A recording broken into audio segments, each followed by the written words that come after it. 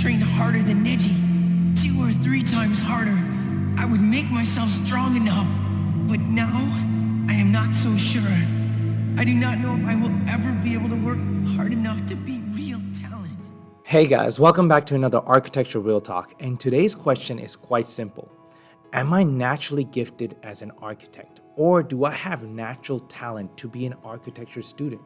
A lot of people ask me this question because they're kind of unsure and they want to rely on having innate skills that they probably have. And I can name about 5 things that can give you an edge over another architecture students. So let's go ahead and dive right in. One of the first things I want to talk about is spatial intelligence. A person with high spatial intelligence has the ability to go into a room and go, oh, this room is 25 feet by 30 feet. They're able to assess volume. They're able to say, oh, the height of the floor should be 8 feet. Oh, 8 feet feels kind of narrow for this room. Maybe it should be 10 feet. And with a little bit of more further understanding, they're able to walk through a floor plan. And as they're walking through the floor plan, they're able to naturally make the hallways the right size. They're able to assess the height of the table. They're thinking about visually how I'm looking outside of the windows. So they have a very high spatial IQ. And the very heightened state of that is something like Zaha Hadid or something like Frank Gehry. When they fold paper or they use mathematical formulas, they're able to visualize how captivating that space will be. And they can picture their users inside of it. Now, a good sign that you have a high spatial IQ is if you're able to load a U-Haul truck or you're able to put boxes together. If you're putting things inside of the boxes, you can organize them very, very quickly, i.e. maybe you're very good at Tetris. These are all signs that you might have a very high spatial IQ. Second thing that I can think of that can give you an edge is having a very good idea of a material palette or color schemes. So one of the things that I have found is some students can actually grasp the idea of walking into a space and go, oh, this space is warm, this space is cold. And they're able to do that because they have a good understanding of how textures work, how colors work, how different materials work. They're able to differentiate fabric. They can say something like, hey, this is very velvety, this is soft, this is very hard, this has a certain crisp to it. And they're able to then use those colors as cues to orient the space.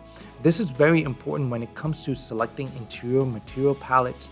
If you have a very good idea of what a good material palette is, you're probably good with fabrics. At the same time, you understand a color theory just innately.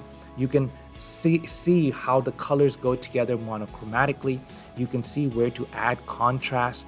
If you're painting a room, you know where to add the right accents. You know how to light the space.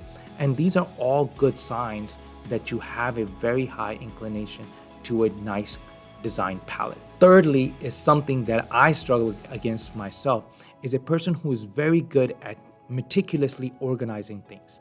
They're very, very particular about things lining up. They're very, very particular about everything should be in their right places. So if you find a person like that, you will always find they have a place for everything.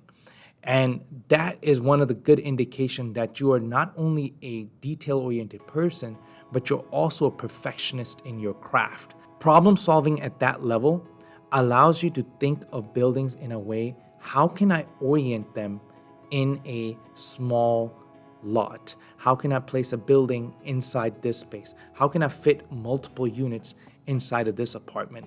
And this level of meticulous organization, or even handling the way you do consultants or how you navigate through the city, having a set plan of how you will tackle construction, these organization skills can give you an edge when it comes to even the workforce. Fourthly, something that stands out in previous architects and even architects to this day is drawings like Le Corbusier, Frank Lloyd Wright. You find yourself often doodling in one-point perspective, or you just doodle, just sketch on the side. If you find yourself sketching characters out of anime or manga, you always find yourself thinking about different things to sketch, you're thinking about different vantage points, you're thinking about foreshadowing, foreshortening certain events inside those scenes. You're trying to then visually represent human experience. You're now focused on what your users see. And this type of a talent is very, very limited. I've seen a lot of people be able to do that on paper, but to capture that in something like iFilm Institute,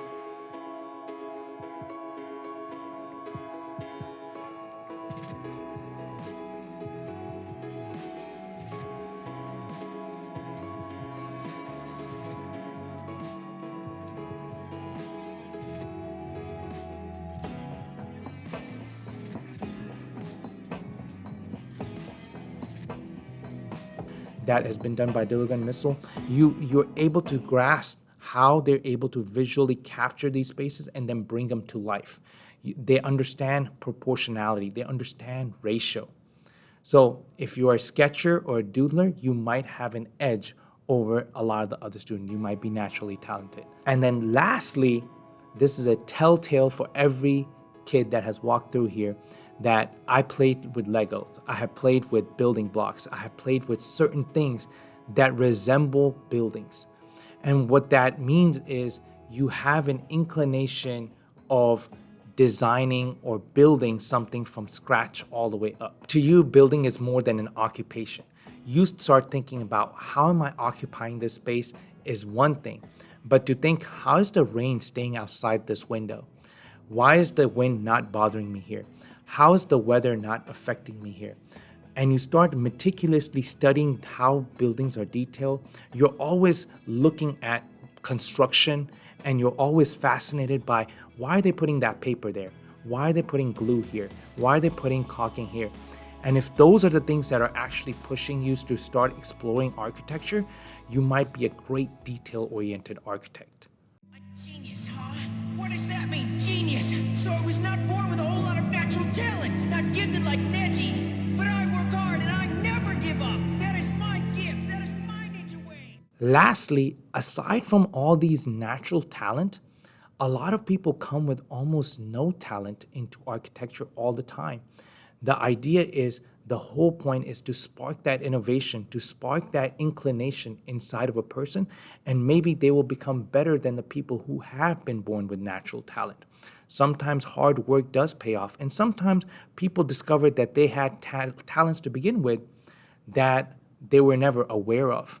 So with that said, if you have any of these 5 talents, or if you like to mention more talents that give you an edge in the field of architecture, put them in the comments below. Follow for more content.